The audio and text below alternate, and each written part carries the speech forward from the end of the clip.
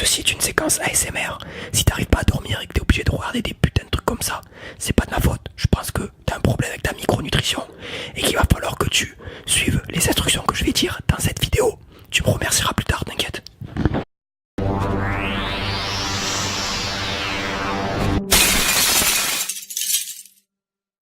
Salut la team, tout d'abord merci de visionner cette vidéo. Si vous n'avez pas vu la première partie de cette vidéo, je vous invite à aller directement la voir. Sinon, on va parler aujourd'hui de la micronutrition. Dans cette vidéo, je vais t'expliquer pourquoi nous sommes sujets à avoir une carence en vitamines et minéraux, quels sont les symptômes de celle-ci, comment pallier à ce problème, et enfin on parlera aussi de l'hydratation qui est super important, donc restez jusqu'à la fin de la vidéo. Ça va être intéressant. Quand on évoque la micronutrition, on évoque essentiellement les vitamines, les minéraux, les oligo-éléments et les antioxydants. Tout ce que le corps ne peut pas fabriquer lui-même, il va falloir lui apporter via l'alimentation. Pour comprendre pourquoi le corps a besoin de ces micronutriments, il va falloir se tourner et aller voir chez nos ancêtres au temps paléolithique. C'est ici que vivent nos ancêtres, les premiers hommes. Bien. Vous connaissez ma femme? Oui, chef. Elle est belle, hein? Oui, chef. Très bien. On va faire l'appel. Nous sommes à l'âge de pierre. Pierre? Présent. À cette époque-là, on était des chasseurs-cueilleurs. Donc c'est-à-dire que pour manger, on se débrouillait soit à aller chasser, soit à aller pêcher, ou à aller cueillir des baies, des fruits, des légumes, des fruits à coque pour s'alimenter. Notre alimentation était basée sur ce qu'on pouvait trouver dans la nature. Actuellement, elle est basée sur ce qu'on peut trouver dans les supermarchés. Et c'est là le problème. Dans tous les supermarchés, vous avez énormément de produits qui sont vraiment ultra transformés. Et tout produit ultra transformé est un produit pauvre en vitamines et en minéraux. On peut notamment citer des problèmes qu'on a actuels qu'on n'avait pas au temps paléo. C'est-à-dire que les problèmes cardiovasculaires, les problèmes structure osseuse, ostéoporose, les problèmes d'obésité n'étaient pas présents chez nos ancêtres d'hommes des cavernes. On peut donc se demander qu'il y a une réelle cohérence entre la santé et la qualité des aliments que nous mangeons.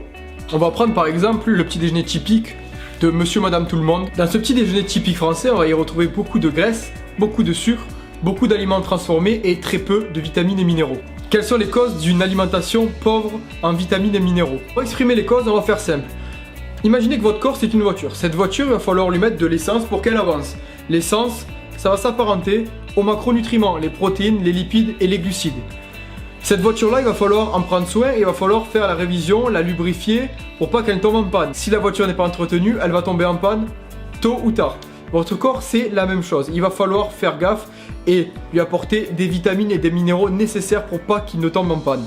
Ces pannes peuvent être apparentées à des troubles du sommeil, des troubles digestifs, des fatigues chroniques récurrentes. Et tous ces problèmes-là vont être un gros frein pour votre objectif de perte de poids comme pour votre objectif de développement musculaire. Et la seule solution pour contrer cette carence en vitamines et minéraux, c'est qu'il va falloir se tourner vers des aliments riches en valeurs nutritionnelles et en antioxydants, tels que les légumes, les fruits, les oléagineux, les fruits de mer, les poissons.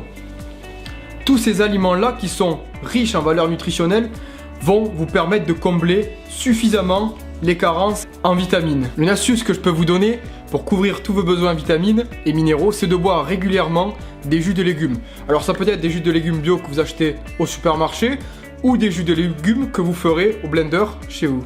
Alors est-ce que c'est suffisant tout ça? L'alimentation saine, les jus de légumes, donc c'est suffisant, mais parfois dans certains cas, ça peut ne pas suffire à votre corps pour couvrir ses besoins en micronutriments. Donc on va se poser la question de est-ce qu'il va falloir prendre des compléments alimentaires ou non. Dans certains cas, les compléments alimentaires vont être utiles car il y a plusieurs facteurs qui vont pousser votre corps à avoir un besoin accru en vitamines. Notamment pour ceux qui consomment du tabac, pour les personnes un peu plus âgées, pour les personnes très sportives et quand il y a vraiment des pics de pollution au sein de votre ville. Dans ces cas-là, la supplémentation peut être amenée à combler les limites de l'alimentation naturelle moderne. Il faudra faire au préalable une prise de sang pour situer vraiment le manque de vitamines et ainsi pallier avec un ajout de compléments. Toutes ces démarches bien sûr seront faites avec un professionnel de santé qui vous accompagnera sur les compléments à prendre pour pallier à d'éventuelles carences. Mais il faut se supplémenter lorsqu'on a une alimentation qui sera équilibrée. Une supplémentation n'est pas une raison de ne pas manger équilibré. Le dernier point qu'on va aborder pour la micronutrition, ça va être l'hydratation qui est très importante. Beaucoup d'entre nous ne boivent pas assez d'eau et négligent très souvent l'hydratation. Une consommation d'eau optimale se trouve environ dans une fourchette entre 3 et 5 litres d'eau. Sachez qu'on peut perdre jusqu'à 2 litres d'eau par jour et qu'il est important d'apporter de l'eau à son corps pour que l'organisme fonctionne correctement. La déshydratation peut être un frein dans votre perte de poids et dans votre développement de la masse musculaire. Ça peut être un frein au niveau des performances. 2% de déshydratation suffit pour faire chuter vos performances de 15%. Et c'est énorme. Alors n'oubliez pas, buvez tout au long de la journée pour maintenir un bon fonctionnement de votre organisme. Dans 20-30 ans, il n'y en aura plus. Et voilà les amis, cette vidéo est terminée. J'espère que ça vous aura appris pas mal de choses et que ça vous aura aidé à intégrer plusieurs aliments qui sont bénéfiques à votre santé. Si la vidéo vous a plu, n'hésitez pas à me soutenir avec un petit partage ou un petit like. Si j'ai de bons retours, je continuerai ce genre de vidéo. C'est vous qui décidez. Merci à vous.